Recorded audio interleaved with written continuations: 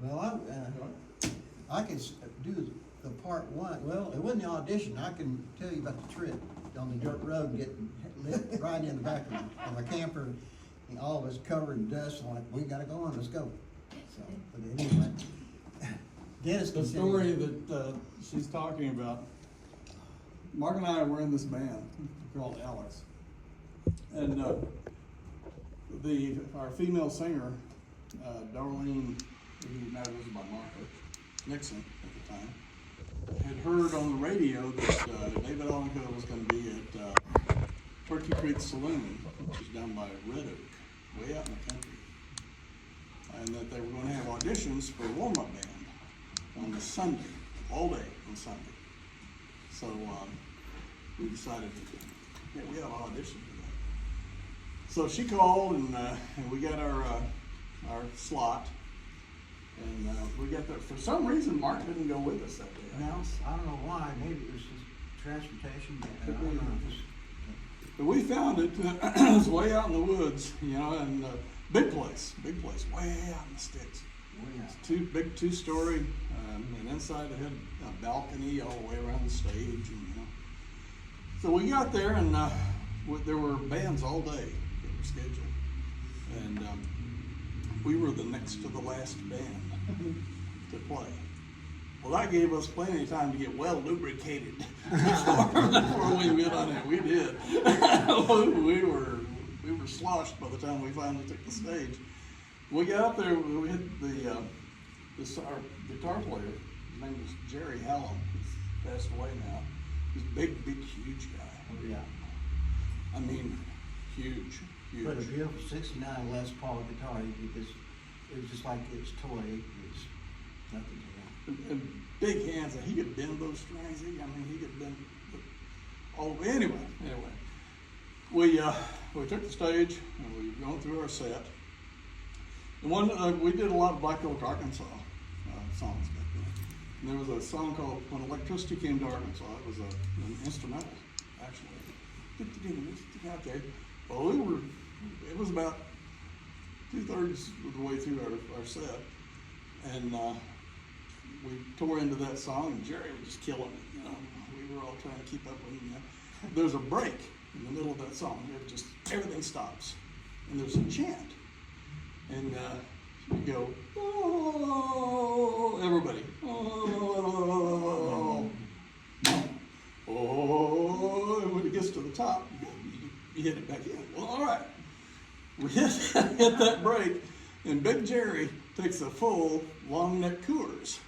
And while we're chanting, he's chugging that Coors on stage, And by the time we got back up to the top, he'd finished that Coors, threw it straight up, and it hit back at, there was a ceiling fan up there going around, and that beer bottle hit that ceiling fan and shot off into the balcony. We're getting it, didn't miss a beat. And this blade from the ceiling fan comes crashing down right on the stage. Didn't miss a beat. We figured, all right, well, our chances of this gig are shot. So we finished out our set and got down. The next band was getting ready to set up the last band for the day. Owner came over and said, boys, need to talk to you. Well, we figured, okay, we're going to be paying for a ceiling fan, that's what we're going to be doing. But he sat us down at the table and he said, I got one more band to listen to, but I'll tell you what, unless they're just really, really good, you guys got the job. On condition. You don't break any more of my ceiling fans. He said, okay. So we got the job. Mark, was with us then. It was like the next Saturday, I guess, is when we actually did the gig. Yeah, we got,